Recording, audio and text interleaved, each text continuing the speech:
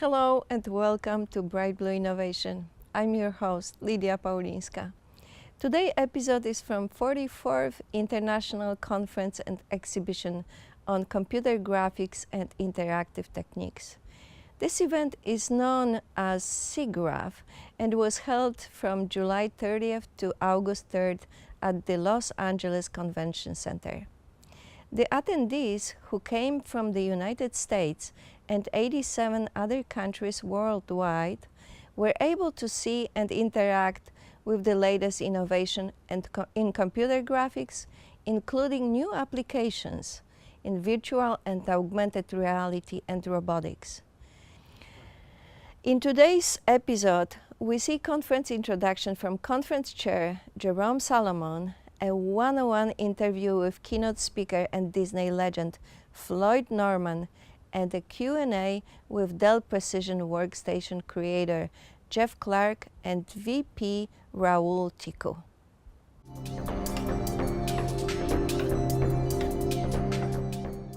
Fantastic. Good morning. I'd like to welcome all of you to SIGGRAPH 2017. My name is Jerome Solomon. I'm the conference chair, and I'm also the dean of Cogswell College. So I have a really close connection with this industry. I also attended my first SIGGRAPH in Anaheim in 1987. I've assembled what I think is an all-star set of program chairs, and they have managed to curate and jury in what I think is some of the world's best content. And that is really what happens at SIGGRAPH. What's going on right now with the computer graphics industry is that it's really expanding into many areas. So I feel like this is the renaissance of computer graphics. It's really going everywhere. And SIGGRAPH is leading that charge in so many ways. We have a giraffe, a live giraffe, named Tiny, of all things. This giraffe is going to be a model for a drawing course, okay? And this drawing course is going to occur on Tuesday and Wednesday. Otis College of Art and Design has brought out one of their published and premier instructors to teach people at SIGGRAPH how to draw a giraffe. Mr. Floyd Norman is the first African American that worked for Disney. He's going to be doing our keynote address in a fireside chat fashion. He is also a Disney legend. I think Disney has about 20 people that are considered legends. He's an official Disney legend. He also worked directly for Walt Disney himself. I'm going to play this video. This is a trailer from his documentary, and it'll give you an idea about his background. Look for the bare necessities, the simple. People have often asked me how did it feel about being the first African-American at Disney. Well, I wasn't even aware that I was an African-American. I was another artist looking for a job. There's always rumors of black people in Disney. It's always like, no, I think there is one. I was told as a kid, hey kid, well, you can't get a job with the Disney studio, they don't hire blacks. I don't know, people just assume that. And because I wanted to do it, I just went there and applied for a job, and I got it. And when they told me I'm going to be working on the Jungle Book, I thought, how am I going to do this? Now he's upstairs with Walt Disney, and they're asking him to do the hardest thing of all, which is be funny. Come on, Floyd, it would be funny. But Floyd made it possible for others to say, well, he can do it, I can do it. Now there's enough of us for us to be mad at each other. Hey, there you go. There's a black guy that I don't like. I've been an animator, layout artist, storyboard artist, writer. There's no one who had worked with Walt Disney and then gone to publications and then ended up at Pixar. Every time there's a great moment in animation, look around, there's Floyd Norman. He's like the Forrest Gump of animation. The kid's good. He's only 79 years old. He's a very introverted, very humble on the outside guy. But the truth is he's iconoclastic and he's a troublemaker. I remember on Mulan, he'd put out a book directed at the money-grubbing aspect of our industry. And some people got very upset by them. That guy's a bad guy. He's a troublemaker. Don't hire him. Hi there. Floyd says to us all, we could do better. That's part of what makes him a legend. Disney has been a part of his life forever. And when he turned 65, Disney told him, you're out of here. I've never seen him more devastated in his life. He was in his prime. They should not have let him go. Perfect. We're talking about race has been an issue. Now ageism is a real big issue. He told me when I was a kid, I would never retire. He's the biggest kid I know. He loves the studio. That's what has kept him young. If you love that and that's your life, you're not going to be stopped The old guys have been beaten down. So they needed somebody that's maybe retired who can go in and raise hell. Well, if you could press rewind on the past you've left behind, what's the life you lived, one frame at a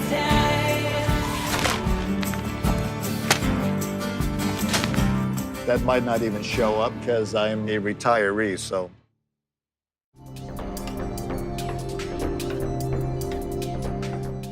So, Floyd, you have been involved in the world of animation from when animation was the manual art, right. And now when technology enables so many tools, so many things and changing.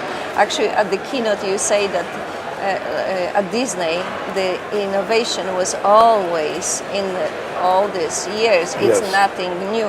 Right. And I just absolutely love that thought. But what still keep you bringing you joy and fun doing the animation? And why stick you with this area? And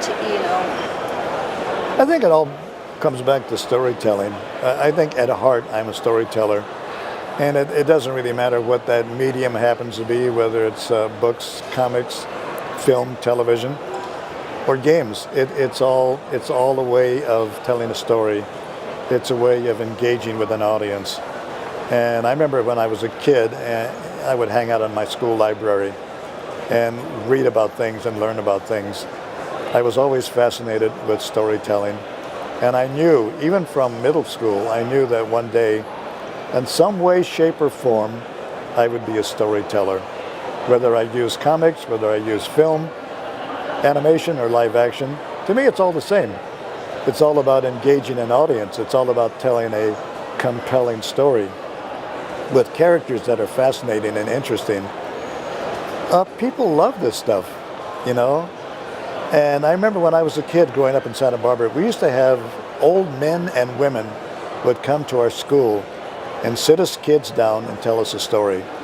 I found there was nothing more exciting than having a storyteller sit down and just tell us a fascinating story. But when you work at Disney, you also said that during the keynote, you said that the job in storytelling department wasn't the job that you actually wanted or you were first. But I understand that you find this fascinating. It's funny. I love stories. There's no doubt about that. I love stories, but I didn't know that one day I would be a storyteller. When I came to Disney, I initially came to the studio with the dream of becoming a Disney animator. And I had been doing that job for at least 10 years when in 1966 I suddenly found myself in the story department, something that I had never considered as a career, that I would be a storyteller, that I would be a writer. But Walt Disney decided that I was a storyteller, and so when Walt Disney made up his mind, there was only one answer, and that's yes, sir. And so I found myself in the story department, learning to be a storyteller, and that's how that all happened. And you never changed that, right? You stay to be the storyteller in all your career, the rest career. Is that true? Or It's you were true, sharing yeah. the animation? Yeah, well, in that sense, Walt Disney changed my career path. My dream was to become a Disney animator, but Walt Disney apparently saw me as a Disney storyteller. And so he made that move in my life and in my career. And since that time, I've become an animation storyteller. Not just animation, but live action as well. Be it a comic book story or a TV script or a movie, it's still all about telling stories. And that's what I do. So can you actually share some of the highlights of your professional career? You started with Disney in very young age, right? Yeah. That was in 50s. Right. And then what's happened, you were also, after a few years at Disney, you left for doing the American, Black American the history educational, book. yeah, Yes. the Black Yes. history films. Yeah, that was interesting. I had been with Disney for about 10 years.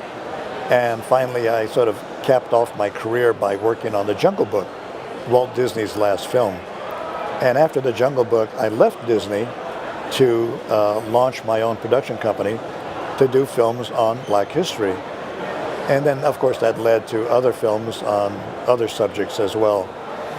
And then I returned to the world of entertainment. I began working in television. And I just really bounced around a lot because maybe I'm sort of a restless creative.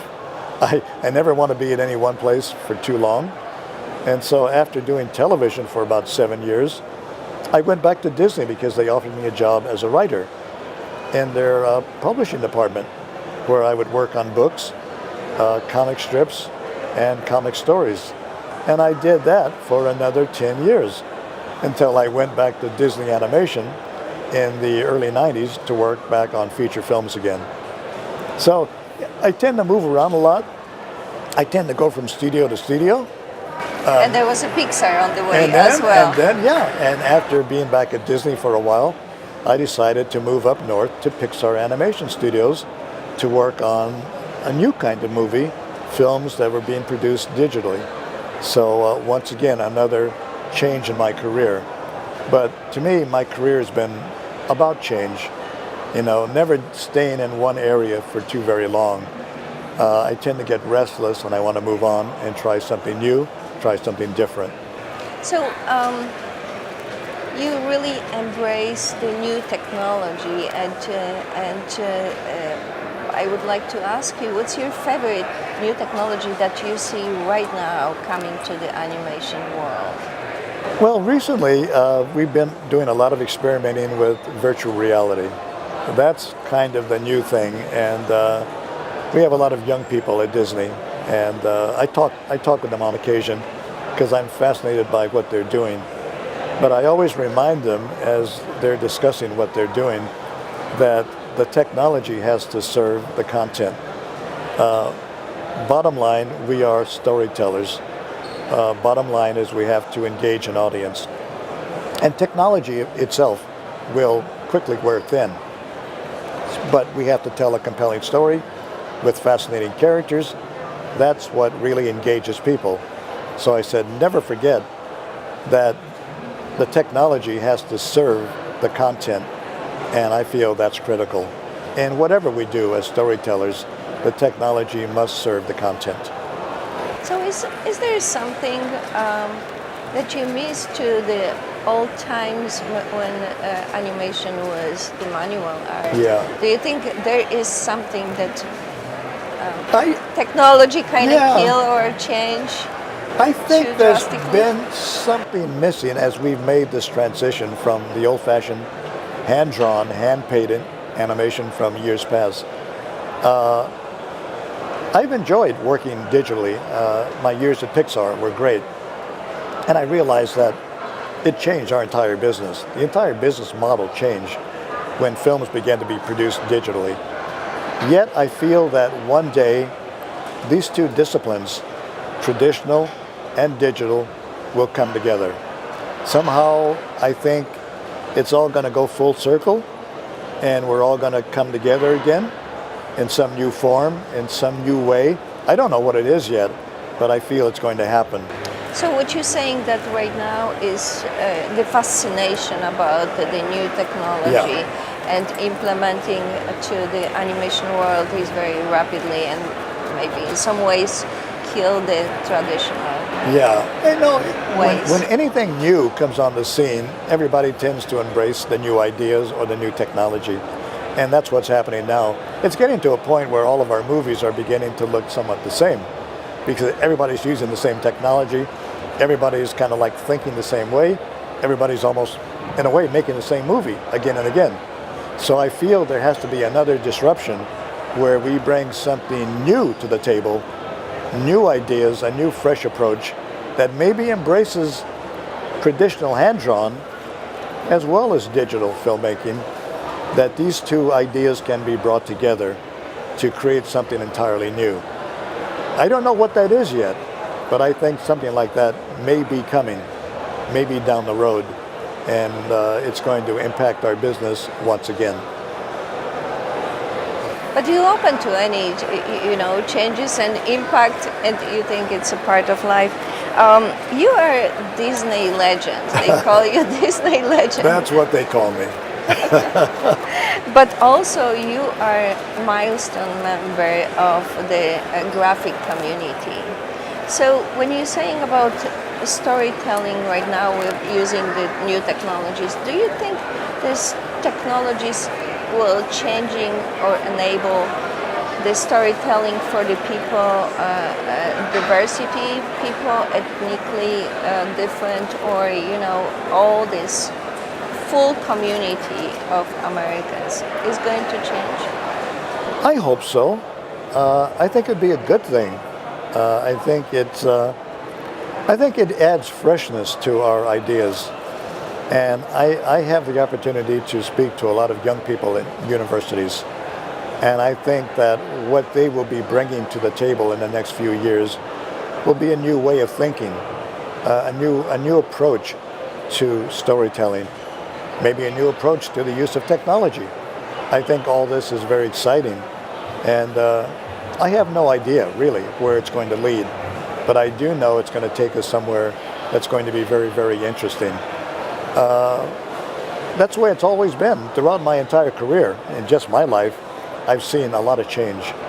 I've watched Disney grow from the 1930s to the 40s, 50s, on up to the 90s, when our business was impacted by digital technology and became something brand new, fresh and new. I feel that this kind of thing is going to happen maybe every 10, every 20 years, where some new idea will come along, some new technology will come along that will push our business in a different direction, a new and a fresh direction. And that's always a good thing, because one thing is for certain, things will always change. There's always change. Nothing ever stays the same. And so I've learned as a young artist, now as an old artist, that to embrace change, not to be afraid of it, not to run away from it, but to look forward to that kind of disruption that makes us think in a new and different way. I think that's a very good thing. My favorite movie was probably Walt Disney's The Jungle Book. And the snake. And the snake, yeah, that's... No, I had a lot of fun doing that film, and boy, oh boy, what's it been like almost 50 years later? People still talk about that movie. It brings them such enjoyment. So that was probably my favorite film at Disney. What scene would I like to do over again? Oh man, there's so many of those I don't even know. I do a lot of work, and I always look back and say, I wish I could have done that better. I honestly can't pinpoint a particular scene, because there have been so many, hundreds and hundreds of scenes, that I can only say that I would like to do everything over again and do it better. When you're drawing your character, are you always also kind of imitate the voice of the character, or no? I try to, as an animator, or even as a storyteller, I try to get inside the character. I try to imagine myself being that character and to know what the character's thinking. Because really, it's what is happening inside that causes what happens outside. Makes the character who he is, what he is what the character's thinking. So I try to get inside the character, to get inside the character's skin, and in a sense become that character, to make him live. And I know that even when I'm drawing sometimes, and I'll be working on a sketch, my face, you'll see me start to, make the same expressions or grit my teeth, because I'm trying to get what's in my head through my pencil and get it on paper. So it becomes a very real thing for me. And I feel if I can capture that emotion on paper, or in the case of a computer, on the screen, through the use of a tablet, then I want to get that character to come to life in my work. So yeah, I'm very invested in the character. So when you work on the movie and you, let's say you defined the characters in the movie, where are you looking for the inspiration? What places? Let's say, is that coffee shop or maybe train when people talking to each other?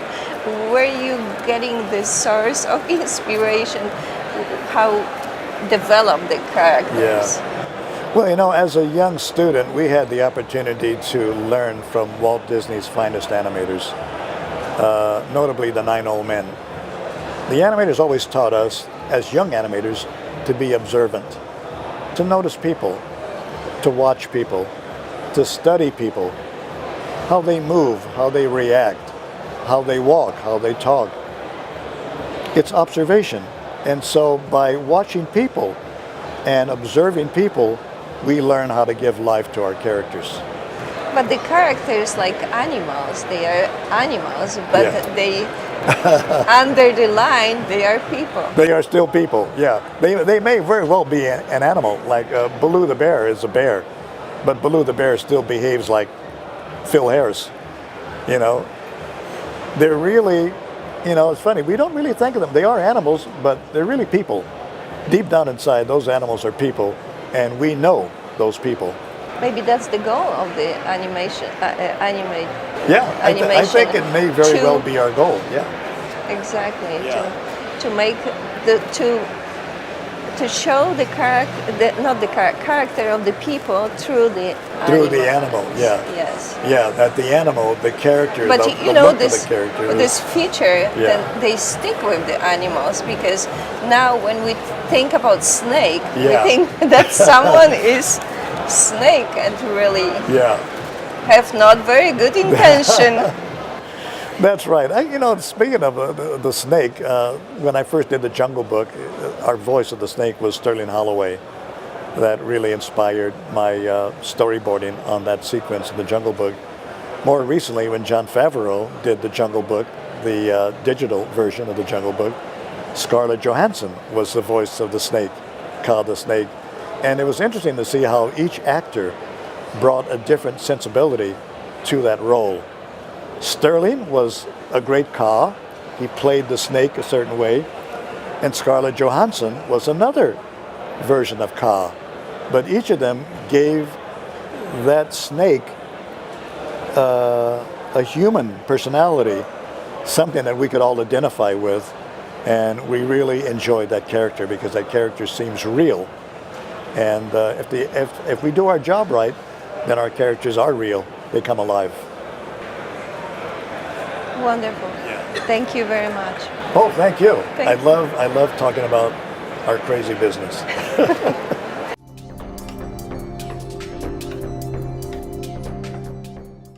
They're ready for us. So today we celebrate the 20 years of your baby. Yes, ma'am. 20 You're years the of precision. father. You're the father. So what is your favorite things that you are proud of in the Precision Workstation line? Well, clearly, I think I'm most proud of is how we've serviced and supported our customers. If you think about the nature of precision and the workloads that are run on workstations, they're customer-driven, typically mission-critical applications, and we've been a part of that for 20 years. And we've been involved in some really, really cool activities. Most recently, as an example, the movie Spider-Man. Developed, designed, rendered on 4,000 precision workstations. Or the new Jaguar car. The electric car was designed on Dell Precisions, and then they did a virtual reality ability to demo it for their customers, all rendered and done on our platform. Really, really advanced, and I think just the state of the art and where the industry is going. Oh, you almost steal my question because I want to ask you, what's your favorite thing that people are using? Oh, I didn't know. I'm sorry. Oh, you want to start over? No? No, tell me about the beginning. Was that like yesterday? Well, 20 years ago is not yesterday with a little gray hair, but it does feel like yesterday. It's the funnest job I've ever had at the company. I got to work with a hand-picked team. We acted in a startup mode with the under the umbrella of Dell. and we got to do cool and creative things. We got to press the envelope. We got to had the ability to kind of call our own shots. It was exciting time. We started the business in short order, and we built it into a very sizable business and an impactful business in our industry. There was all this enthusiasm that they are needed to create some new things. The level of innovation that we've built in our precision business from that very first day to exist today, one of the kind of holy grails of building the business was to differentiate and innovate. It was a performance-driven business, and as an electrical engineer surrounded by a bunch of engineers, to get carte blanche permission to go build high-performance machines, what better job could you have? I had it. It's been fun. Congratulations. Thank you very much. My pleasure. Rahul, hey, what are we doing, Lydia? Big day, big day, big day. 20 years. Yes, absolutely. We're really excited. As you can tell, there's a lot of people here celebrating with us. Exactly. So one question.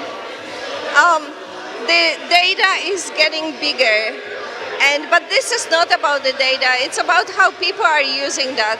So how you see the workstation is going to enable the collaboration between the content creation community? You know, in the end, the way I look at it is it's end-to-end workflows. It's not one thing that people want. Just like if you look at the media and entertainment industry, they create on a precision workstation, they'll store it on an Isilon EMC storage, they're probably rendering it in a render farm with Dell PowerEdge servers, right? They're using Dell networking to move data. It's no different in any other market, right? So all of this data that's getting created, the artificial intelligence machine learning workstation that we launched, that's for people to go create the right algorithms, fine-tune those algorithms that they can then deploy on the cloud, or they can deploy on a set of PowerEdge servers if they like to, right? But in the end, we're enabling them with machines on their desk that they can go and create the right algorithms, fine-tune their data science algorithms, and do that on the system in the desk. Because if, you know, when we look at some of the customers, they were coming to us, they were renting processor time off of cloud service providers, and it was $30,000, $50,000 to go do that. It's very expensive, right? So we're democratizing that. Buy a workstation, do all your research and development on it, and then you can put it on a cloud farm if that's what you work with, or you can put it on a private cloud and do whatever you need to do.